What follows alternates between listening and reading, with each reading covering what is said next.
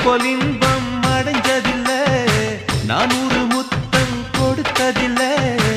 ஆனாலும் இன்னும் மிச்சம் இருக்கு, ஆயிரத்து